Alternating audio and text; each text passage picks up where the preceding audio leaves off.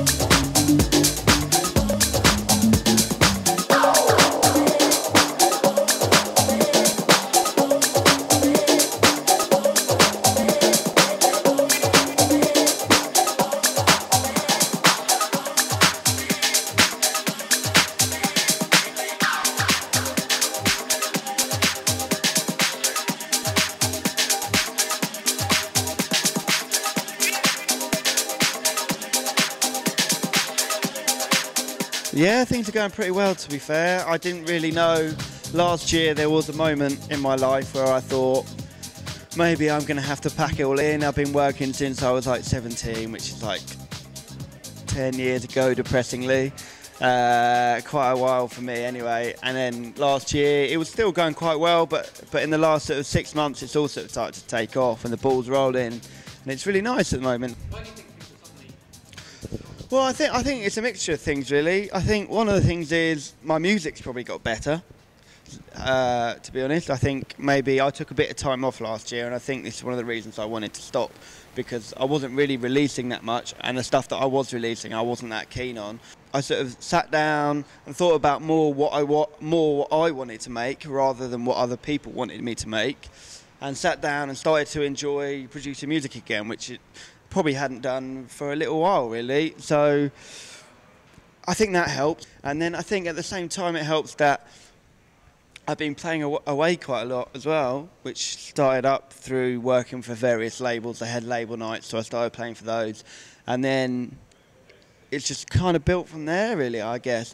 I can't really think of one polarising moment where I'm like, wow, this is going to be a game changer or something. It's more just like, yeah, this has happened, this has happened, this has happened, but luckily it's all kind of happened in the right way, and it's built up to how I'm doing now, which is kind of doing nicely. I wouldn't say that I was expecting it, it's just a nice sort of thing to happen.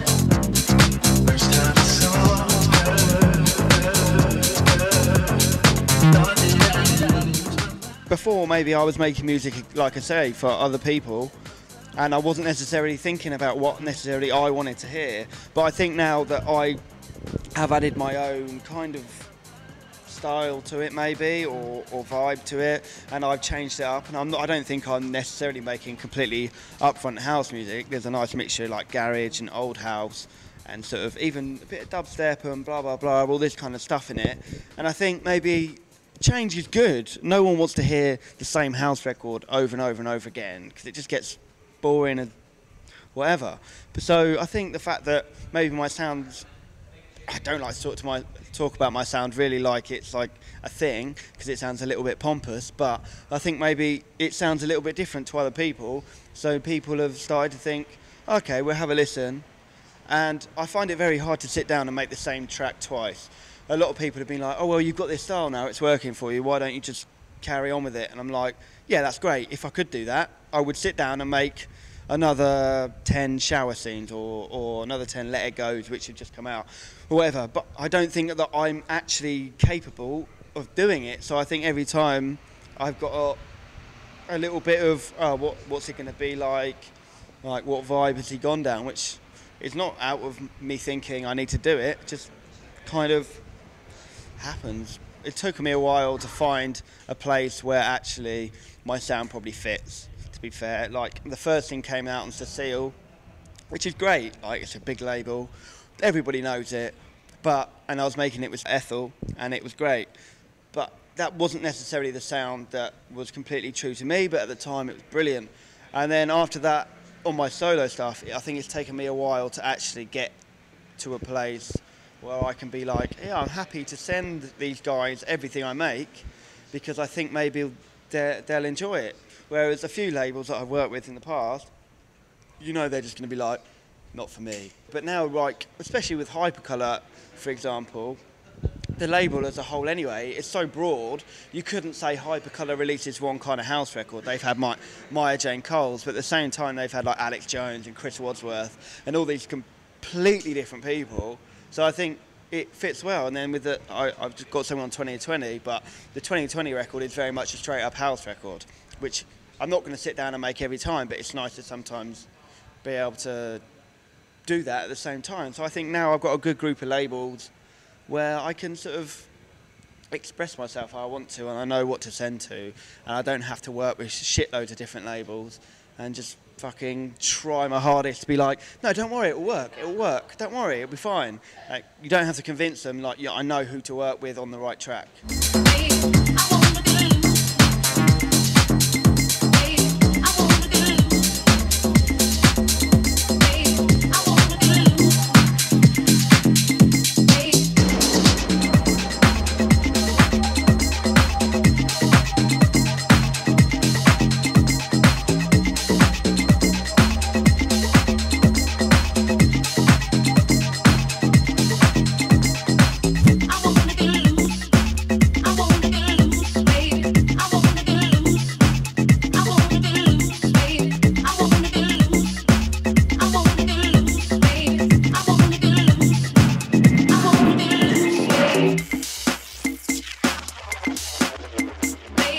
Gonna give you a little love, man.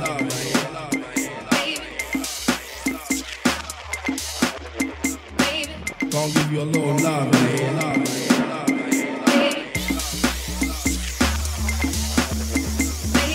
Gonna give you a little love, man.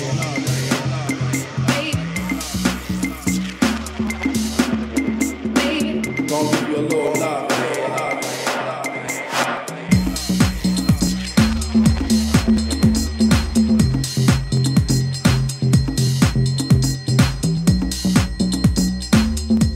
My thing kind of straddles like garage and house, and I think coming from a garage background, it kind of makes sense that it would kind of encapsulate both, maybe. Does it feel a bit like garage is still a dirty word? I think garage is definitely still a dirty word to some people. You say that you come from a garage background and you see people go, oh, really? And I think maybe they think, oh, maybe I shouldn't like this guy, or maybe he's not right. And I'm like, at the end of the day, everybody comes from a certain style of music. No one is born and then they're like house music. That's bollocks. That is complete bollocks. I don't care. You can maybe like it from when you're younger, fine, but everybody has a musical evolution. It might take you 25 years to get to house music. It might take you 12.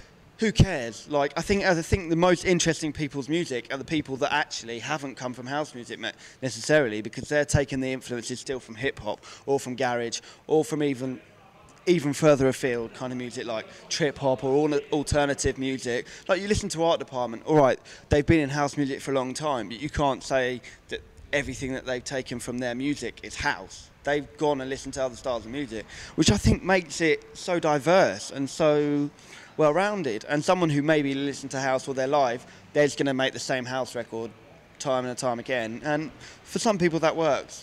Not for me, but for some people.